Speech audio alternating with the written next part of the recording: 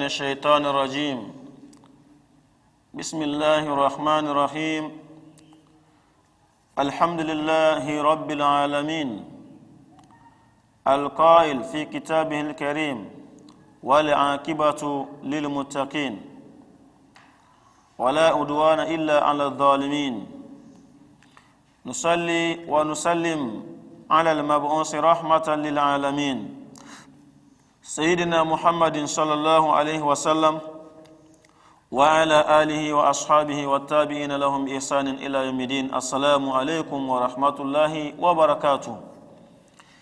Inch'Allah, nous demandons à Allah subhanahu wa ta'ala de nous protéger contre Satan, comme d'habitude. Nous commençons par le nom d'Allah, le clément, le miséricordieux.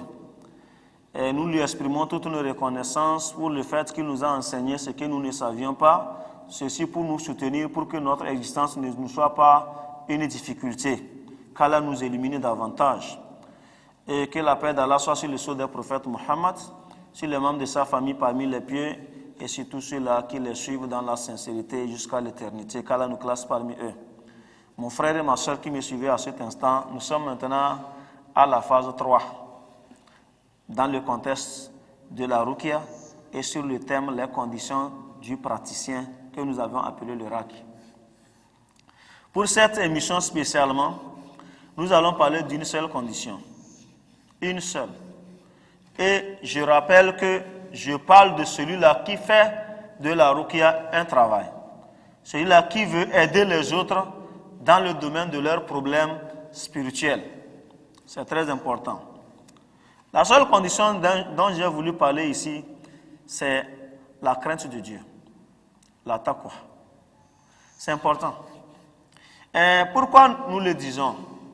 Quand vous suivez tous les versets du Saint-Coran, pour ceux qui ont la chance d'écouter le tafsir, les exégètes, les commentaires du Saint-Coran, vous allez vous rendre compte que, en résumé, ceux qui ont la piété, le succès est à leur proximité.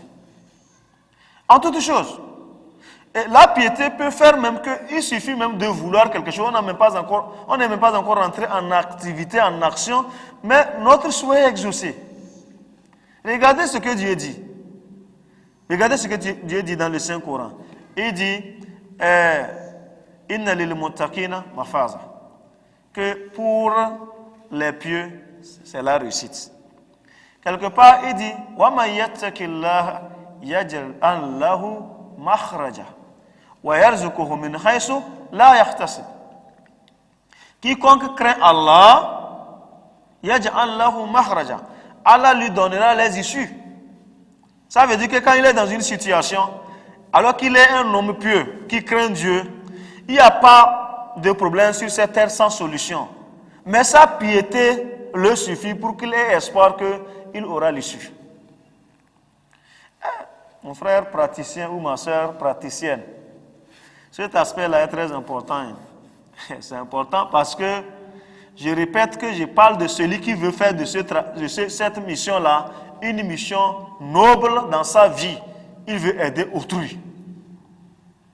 Puisque Allah subhanahu wa ta'ala dit dans le Saint-Coran, Yas'aluhu man fis samawati wal ard kulla yawmin huwa fi shan. Ceux qui sont dans les cieux et sur la terre l'évoquent et l'invoquent.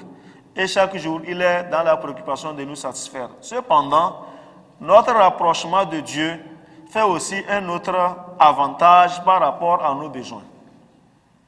Ça fait qu'un missionnaire, un praticien de Ruqya, s'il n'a pas la foi, il est exposé à beaucoup d'échecs que de réussites. Mais un homme pieux n'a jamais échoué. Il n'a jamais échoué.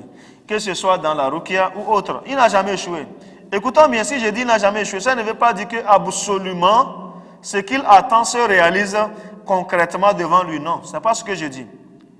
Mais sa foi fera que, sa piété fera que, toute circonstance qui lui semble compliquée, c'est une autre épreuve qu'Allah met devant lui. Et ça augmente sa foi, ça augmente sa piété. Il va chercher à s'orienter vers d'autres débouchés pour venir à bout de ce problème.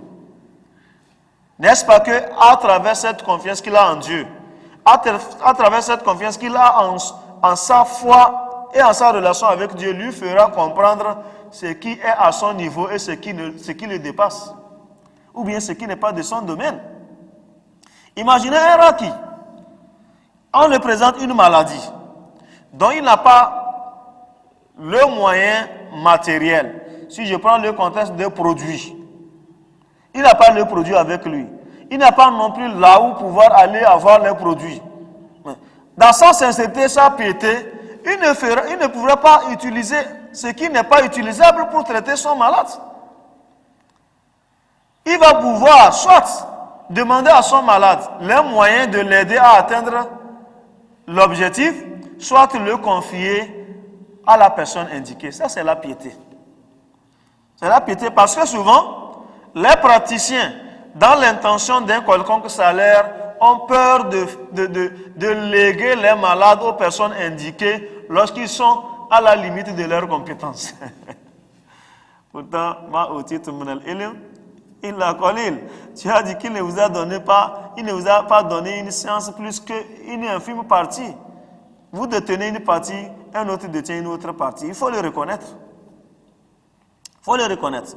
Si dans un contexte donné, ça nécessite par exemple une plante, peut-être qu'il n'existe pas chez toi ou bien tu ne la maîtrises pas. Est-ce qu'il y a quelqu'un qui maîtrise les spécialités dans cette plante? Confie le malade à ce traitant.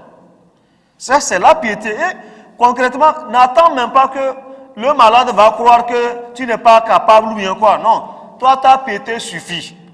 Ta confiance en Allah suffit pour que tu agisses dans les normes qu'il faut. Et peut-être ce dont tu ne t'attends même pas par rapport à ce malade, tu le verras. Tu le verras. Alors la piété ici, nous voulons revenir encore, s'explique sur deux fronts. Premièrement, vos obligations religieuses vis-à-vis de Dieu. Deuxièmement, votre abstinence par rapport aux interdits de Dieu. Mais ici, personne ne peut vous juger, c'est vous-même qui vous connaissez et Allah vous connaissez, fini. Ce n'est pas la longueur de la barbe, comme peut-être moi ici, j'ai une petite barbe, et il y a d'autres qui n'ont même pas de barbe. Et ce n'est pas ça qui montre comme il est barbu, son traitement est plus efficace, non. L'homme peut ne pas être barbu, mais dont la piété dépasse le barbu. Ou bien celui-là, il est peut-être dans une tenue qui n'est pas forcément liée à la tradition du prophète Mohammed sallallahu alayhi wa sallam, mais qui a une piété plus poussée que celui-là qui est toujours en turban ou bien en boubou avec chapeau façon. Quand tu le vois en même temps, c'est un chef ou bien c'est un aladji. Ce n'est pas là que se pose le problème. Mais toi-même qui es le traitant, il te faut te connaître. La principale condition pour que tu sois praticien de Ruqya, parmi les principales conditions, il y a la piété, la crainte de Dieu. Tu te connais, hein? Si tu es irrégulier à la prière, tu sais. Si tu fais les muharramat, tu sais. Dans ce que tu fais de bien, tu sais la façon dont tu le fais. Si ça rentre dans le cadre des normes, tu sais. S'il y a des insuffisances, tu sais. Donc, se connaître et préparer sa psychologie à la piété, c'est très important pour aboutir au résultat escompté. Mon frère, ma soeur, parmi les conditions donc du praticien de Ruqya dont je parlais de la piété, la crainte de Dieu.